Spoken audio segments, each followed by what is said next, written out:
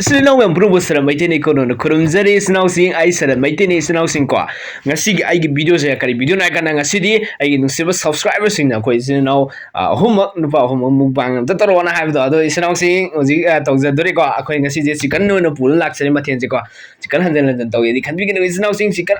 yam machina hawgada mathen ne si mathen je hanai ke si Kobe keno somethong le tilo le thabi le hangam le hawai matron macha mani le mahi le guys ime hedu kidawe adu sing le sinau sing sa le aduga sinau sing ai je chahi khanging ba sinau sing yorong ni ko sinau sing gi marta adu ai je I tin sore ko sinau sing adu media adar da pan ba keno hura na ba adu amta ti ko sinau sing ai khangba yorong ni ai keno da da natra adu ada to amta na te sai time ba sore aja sakti kitang hanman bro guys ado agi no pa kano se yai ma se si ki ming sores mai ko sores mai te aina sar mai te ne mana sores mai te ne mana lanchen ban naure ado sinau sing kano ne ma je handak class 10 ga dori ne ko ado ma je ma gi sahi jina tara ga manga tara truk changai ne ko ado ga ma se class 10 mathang tha de ne ado sinau sing ma je ji ma gi height se 5 point kano ne 5 kitang half wi sang le ko aina 5.8 le ko sinau sing ado ma akoi nang ba ato ma mana half ma gi hasina pending ne le ri ba wangam dai yon le ri ko guys adu di ma di class antak ai kari ne adu sinau sing nang sei do ke ya ba tramai changi ne ga tramai changi ne ado sinau sing kam to se adu di noi ke ki haningi ai ya gi channel ngi ba sa to bi ko le le idana guys hajlo Aduh sinau sing sabor sih gua sinau nanti ya no sing sabor sih aja loh koi sabor sih sing saat ini sing kita hendak pio guys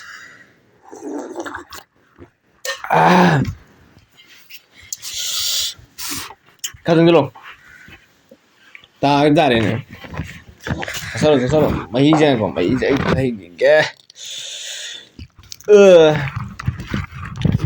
solo siya hikera guys ko pause kita aja lagi nih aja lo nih tiang kalau mau tuh lang thogra ke somtan hai da guys ada di sabang zala sih ko as kumbam je tan ma de ado ji ta ge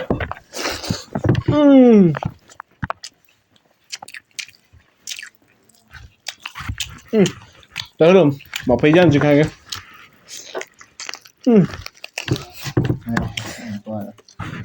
Nah, akan masuk khuhwsid. Nah, anda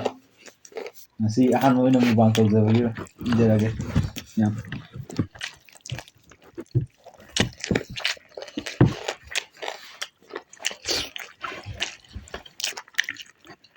Ai kelas haram deh. And second semester ka jadi ni ko sinau sing admission do gra. Soban college tu tami ko guys ai ko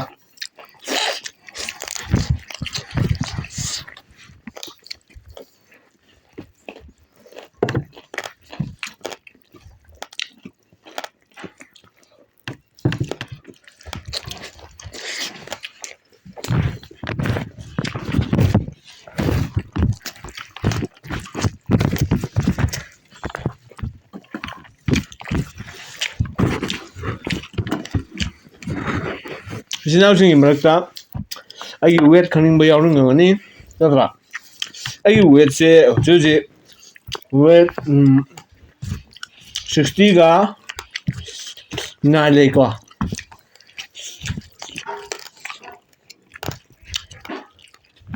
कोई जी ना हाल में special का जाना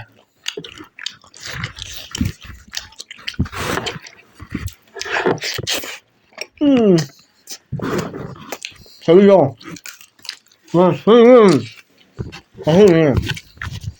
क्या ये तो पाए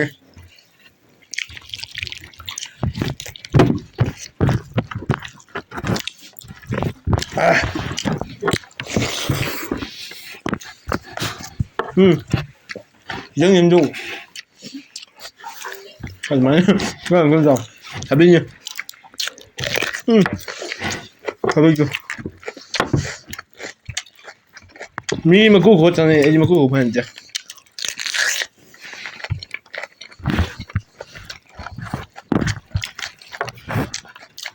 잠깐만.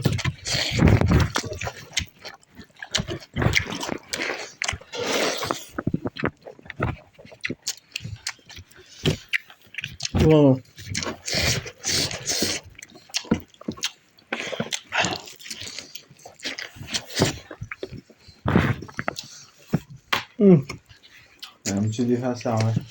Mình biết đó.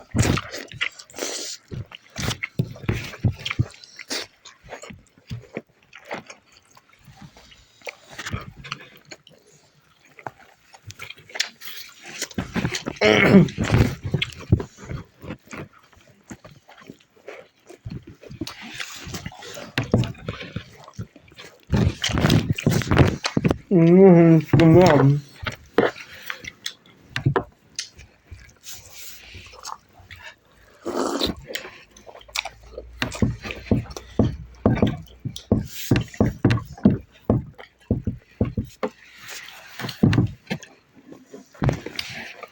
이거 저거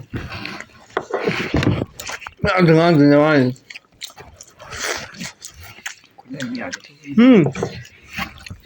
잘하고보기 군대지 게임도 안돼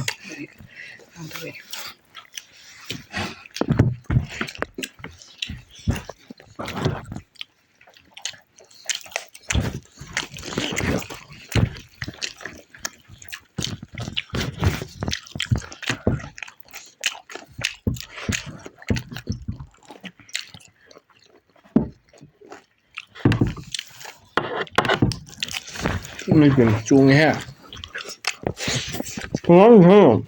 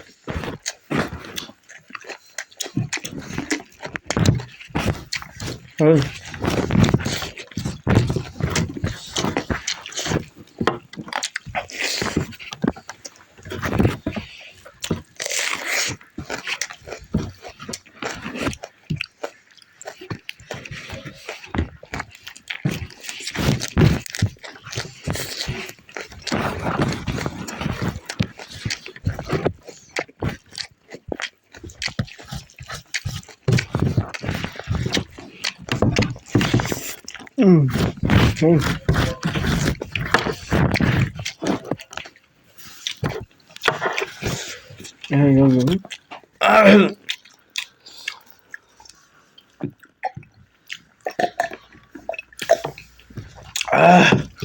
rồi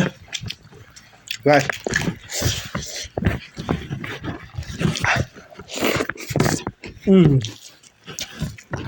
Dake 좀 더 누나 얘네 다 봐. 뭐 이거 또 이제 레자 가는 잘 그래 그래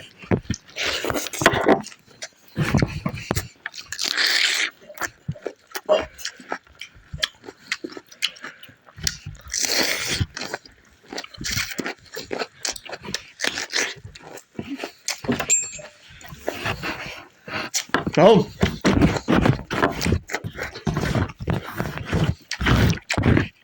rồi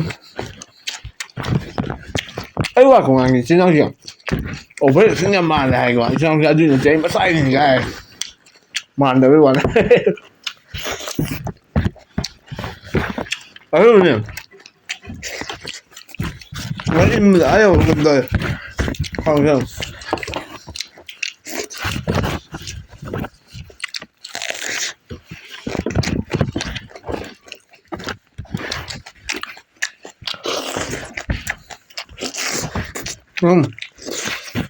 thôi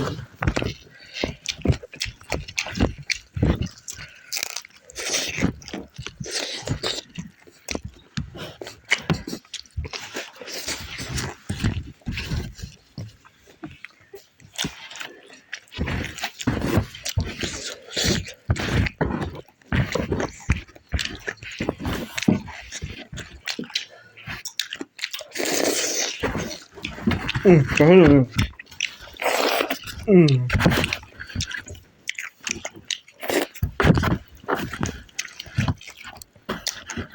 Hey.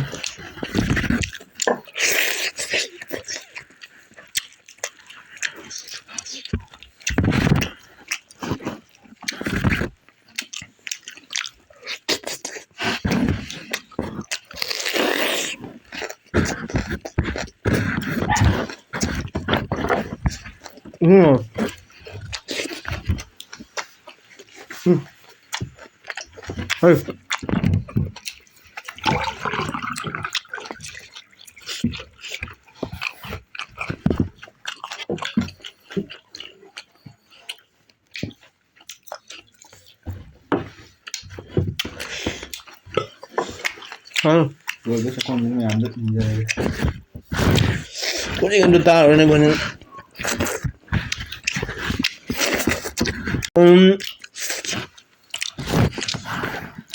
sao thì lồi ra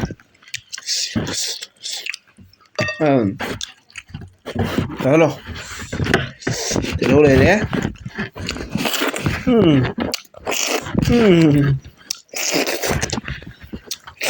hảo ấy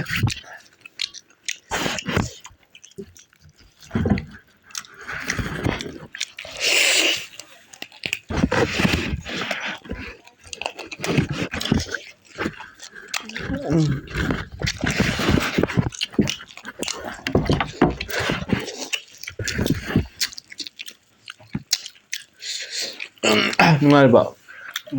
ngoài à kem xin ra kìa cái bữa xí đi một vang tôi rồi ủa cái bữa ra là cái mẹ ăn lấy này nhưng mà thì cái bữa khô đại cái này gì không có ai đâu cái bữa khô đại cái này gì cái bữa lại khác là sao luôn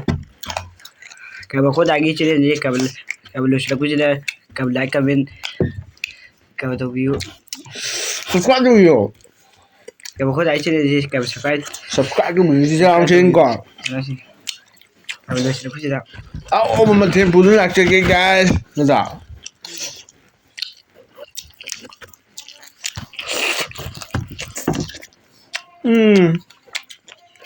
나 진짜 아우 왜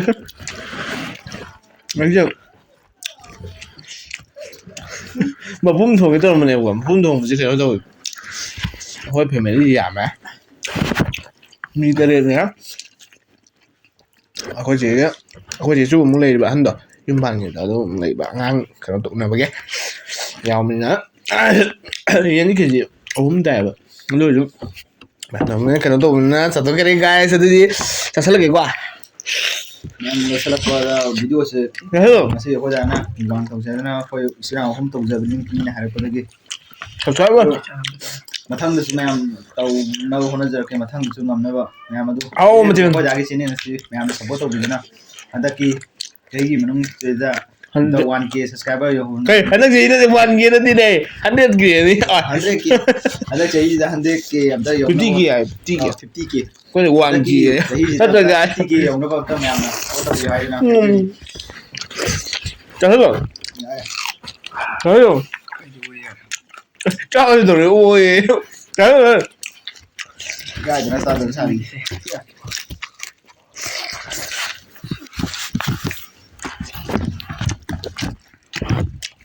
cái gì vậy hỏi rồi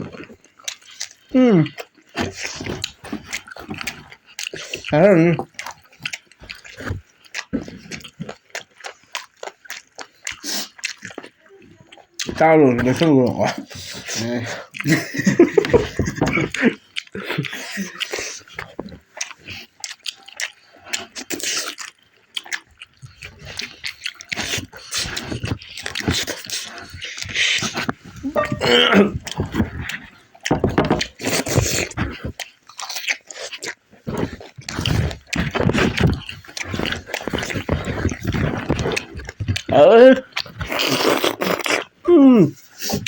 bây giờ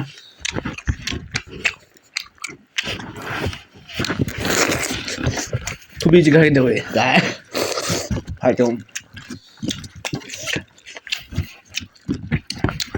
이제 나오죠? 지금 이제 거리도 비요 뭐 통간래 깜짝이야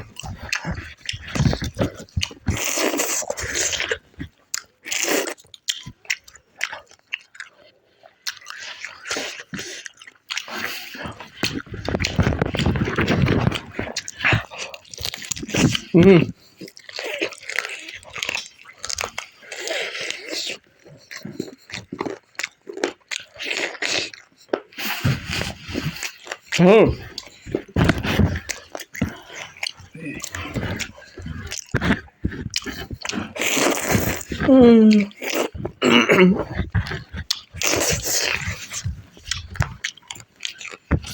don't know.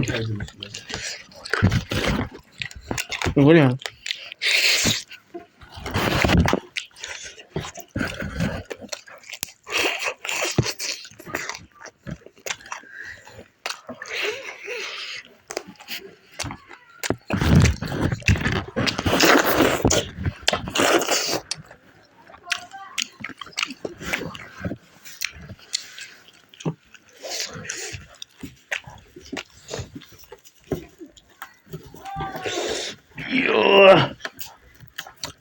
잘라면 이제 고구야 들리네.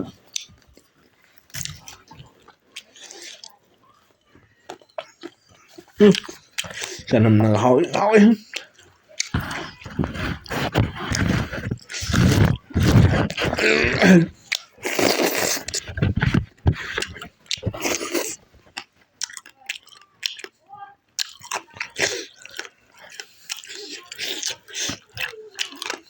이게 다 되죠?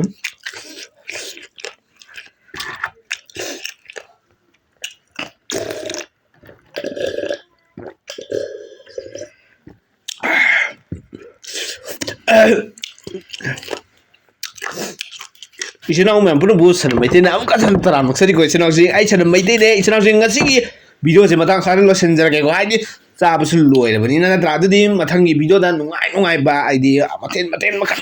hinjang pudun laksagi isinhaosing adudi bidiyosi nongni yengbu taragadi isinhaosing subscribe tausinbiru isinhaosing ko adu nongni yengdaba oitaragasu aribo oitaragasu hana thenengbi oitara subscribe taudu yarogadi isinhaosing subscribe tausinbiramo guys ko